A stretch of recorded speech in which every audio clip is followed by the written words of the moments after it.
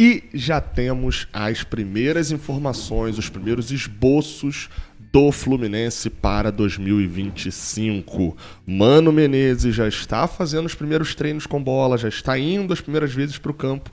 E isso nos mostra, claro, com uma apuração aqui do Jornada Catel 1902, o nosso repórter Cauã Tinoco aqui do Grupo Jornada conseguiu fazer uma boa apuração ali e trazer os primeiros esboços do Mano Menezes no campo para 2025, já com o elenco praticamente completo. Eu sou Gabriel Amaral, sou jornalista, sou tricolor, sou aqui do canal Raiz Tricolor, e você é a pessoa que pode deixar o like, se inscrever e compartilhar. Você sabe, aqui eu vou dar a notícia, mas claro, também vou opinar, afinal de contas, a gente já pode começar a ver lá, né? Começar a sentir o dedo do Mano Menezes no time para 2025. Eu vou botar aí na tela, mas antes deixa eu dar a informação, né, completa. Segundo o Cauã Tinoco, o técnico Mano Menezes vem testando diferentes formações e peças nos últimos treinos para a estreia do time titular em 2025. Há uma base nesse time que ele testou, tá? O Mano Menezes já testou, e aí isso é informação também que até complementar, já testou 3 zagueiros, ele tá testando bastante coisa nessas primeiras semanas para poder trabalhar ali com esse tipo de esquema para o ano inteiro. Mas a base do time é Fábio, Samuel Xavier, Thiago Silva, Thiago Santos, ou seja, lateral direita, zaga, Hércules no meio de campo, ao lado do Ganso, e John Arias. Esses jogadores, esses 1, 2, 3, 4, 5, 6, 7 jogadores são a base do time. Eles estão, na maioria dos testes do Mano Menezes, ou em todos os testes, no caso, eles estão presentes no time titular. Esses testes têm alternado quais posições? Lateral esquerda, a composição do meio de campo, a ponta esquerda e a centroavância. Em algumas formações, o René foi testado. Em algumas formações, o Gabriel Fuentes foi testado. Bernal, Canóbio, Serna também apareceram ali de maneira intermitente. Na frente, Cauã Elias e Cano também é outra dúvida. Vamos lá, tá? A gente vai para as duas formações aqui testadas pelo nosso querido Mano Menezes. O time que tá aí do lado é o Volta Redonda, é só porque é o time que a gente enfrenta hoje, tá? Esse time não vai enfrentar o Volta Redonda, não é só porque eu já deixei aqui armado do jeito que eles estão já para hoje à noite. Vamos lá, Fábio é indiscutível, Samuel Xavier é indiscutível, Thiago Silva é indiscutível, Thiago Santos é indiscutível. Vou debater só esses indiscutíveis pelo primeiro aqui, tá? Ah, Gabriel, mas eu odeio o Samuel Xavier. Meu amigo, se eu não tô nesse grupo, mas se você tá nesse grupo, saiba de uma coisa. É o que tem, tá? Não vai ter melhor do que isso ao longo desse ano, não. Talvez se o Guga passar a jogar, pode até que role. Mas, assim, o que eu digo tenha mais esperanças que o Samuel Xavier vai jogar muito bem, ser titular, do que o Guga. E por que eu tô te falando isso? Porque o Samuel Xavier, o topo do Samuel Xavier no Fluminense já foi bem maior do que o topo do Guga. Então, se tiver que ter, eu tenho mais esperanças que o Samuel Xavier jogue muito bem o ano de 2025 do que o Guga jogue muito bem o ano de 2025, justamente por essa situação de que o Samuel Xavier já entregou um futebol de muita qualidade durante 2 temporadas. Então, enfim, essa situação. Na zaga, Thiago Santos e Thiago Silva. Poxa, Gabriel, vai me dizer que o Mano Menezes vai começar com Thiago Santos? Sim.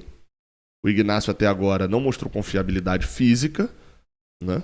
O Mano Menezes já mostrou o seguinte: quando ele teve a opção de escolher o Ignacio, ele escolheu. Lá em agosto do ano passado. Ele barrou o Thiago Santos e botou o Ignacio titular. Vamos lembrar, jogos contra o Vasco, jogos contra o Corinthians. Só que o Ignacio se lesiona e desde então não voltou a jogar. Então, o que ele vai ter de confiança no Ignacio? O Thiago Silva, acho que ninguém discute, mas entre Ignacio e Thiago Santos, o olhar é bem óbvio de que o Ignacio pode vir a ser um jogador de mais qualidade. Mas na Fórmula 1 tem uma expressão que diz o seguinte: teu carro pode ser rápido pra cacete. Os outros carros podem dar a volta em 1 minuto e meio e o seu dá em 1 minuto e 10. Mas se teu carro só aguenta dar 5 voltas e a corrida tem 50, teu carro é o pior. Porque parte de completar a corrida é você completar todas as voltas. Não é só ser rápido em uma. E o que eu quero dizer com isso em relação ao Ignacio? Parte do futebol, do ser titular, é a questão física. É estar pronto para poder jogar. Então não adianta eu esboçar um time aqui com o Ignacio no lugar do Thiago Santos, e o Ignacio até agora não jogou direito. Tem 4, 5 jogos só pelo Fluminense. Então a titularidade do Ignacio, ou melhor, o banco para o Thiago Santos, que foi muito bem, esteve entre os melhores da temporada de 2024 e não pode ser apagado isso. A titularidade do Thiago Santos, ela só depende do Ignacio jogar. Se o Ignacio jogar bem, o Mano Menezes está ali para poder escolher ele já. Mas se ele não jogar, o Thiago Santos já demonstrou que a gente não precisa se preocupar muito, pelo menos não de início. Pode ser que durante o ano ele seja uma preocupação, o Thiago Santos não virou craque de uma hora para outra. E na lateral esquerda existe a dúvida Gabriel Fuentes ou René. Vou descrever só uma das formações depois a outra para a gente entender o que o Mano Menezes quer quando coloca um dos jogadores, tá? Então assim, quando o escolhido foi o Gabriel Fuentes, o time teve Bernal, teve Hércules, teve Ganso, teve Serna, não, perdão, quando teve Fuentes, teve Bernal, Hércules, Ganso, Canóbio e Cauã Elias. Então, quando teve Fuentes, teve Canóbio e Cauã Elias, e Serna e Germancano no banco. Quando o time teve na lateral esquerda o René, o time teve Kevin Serna e teve Germancano. O que muda no básico, tá? O René é um lateral um pouco mais defensivo. Apesar dele ter suas trapalhadas, o René é o que eu chamo de lateral merdeiro. O René é um bom lateral, mas que faz merda de vez em quando. É tipo um bom goleiro que de vez em quando franga. Não é um goleiro que toma gols, né? O René não é um lateral que erra muito. Que ele é ruim, ele não sabe dominar a bola, não sabe... Só que o problema é que os erros dele são erros críticos. Mas ele é um lateral especificamente bom de marcação, não é um lateral de chegada na linha de fundo. Não é essa a parada dele. E o Kevin Serna, vocês vão bem lembrar, ganhou muita moral com o Mano Menezes, arrastando bola para contra-ataque, na disposição da marcação. Não foi um jogador que ganhou muita moral com o Mano Menezes atacando o time adversário no 1 contra 1, por exemplo.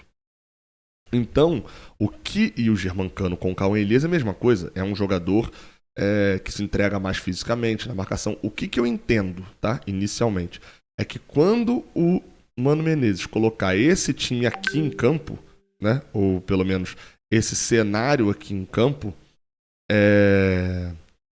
ele tá pensando mais num time reativo. Vai fechar o Arias, ou de repente abrir o Arias aqui pela esquerda, fechar um pouquinho mais o Serna fechando como quase uma composição de meio de campo, fechar o time mais dessa maneira. Talvez seja isso. O Serna fecha aqui quase como um quinto homem, né, para fazer linha de 5. E aí o John Arias fica mais solto, como foi, por exemplo, o jogo contra o Atlético Paranaense. Ou melhor, isso, quando foi contra o Atlético Paranaense, em alguns momentos até o jogo contra o Palmeiras foi, mas o Palmeiras tinha 3 volantes, né? É uma das formações. Agora, a outra composição, com o Gabriel Fuentes, que é um lateral com estrutura, um lateral mais ofensivo. Canóbio, que também é um jogador de atacar espaço. E o Cauã Elias, que é um tipo diferente de atacante, um tipo de centroavante mais de pequena, de grande área do que necessariamente Germancano, mudou a história. Talvez seja o Mano Menezes querendo um time de formação, de criação. Não dá pra gente tirar muitas conclusões porque a gente está olhando os testes do Mano Menezes, né? A gente descobriu os testes dele. Ele pode ter testado e não ter gostado. Mas me chama a atenção 2 jogadores que não aparecem nesse olhar inicial. Você pode até virar e falar assim, Gabriel, com certeza, né? O Lima, porque o Lima... Não. O Lima é o 12º jogador. O Lima pode substituir o Ganso, pode substituir o Canóbio. Até o Cauã Elias, se bobear. Não é esse que me chama a atenção, não. Me chama a atenção dentro desses testes iniciais os nomes, ou melhor, a ausência dos nomes de Keno, porque se o Arias é titular indiscutível, o Keno seria esse atacante de disputar num contra um, mas talvez ele queira ver mais de Canóbio e Serna, e Keno ele já saiba o que pode entregar, pelo menos nesse início, mas me assusta, porque o Keno acabou de renovar contrato, virou banco, terceira opção, e Matheus Martinelli, que também pode entrar na mesma lógica do Keno, tipo assim, ele já sabe o que exatamente que pode entregar, já sabe. E aí, assim, mas o Martinelli ter dado passinhos atrás em relação ao Bernal me assusta. Eu já esperava que o Hércules ganhasse a vaga do Martinelli, mas eu não esperava que o Bernal estivesse ainda à frente do Martinelli, não. Sendo bem sincero. Enfim, esses são os primeiros esboços do Fluminense de Mano Menezes. O que a gente pode esperar desse time? Eu acho que falta um esboço aí, tá? A gente não conseguiu descobrir ainda, mas com 3 volantes. Aí não sei se ele vai de Martinelli, tirando de repente aquela ponta esquerda que tá todo mundo brigando lá, Canóbio, Serna, Keno. Na escolha entre os 3, não dá nenhum dos 3 e dá mais um volante. Acho que ele gosta de ter trinca de meio de campo. Talvez o posicionamento até do John Arias, ó, eu acabei não botando aqui, mas talvez a gente veja até um posicionamento do John Arias recuando para ser esse terceiro homem de meio de campo. A gente já viu isso acontecendo na Colômbia, né?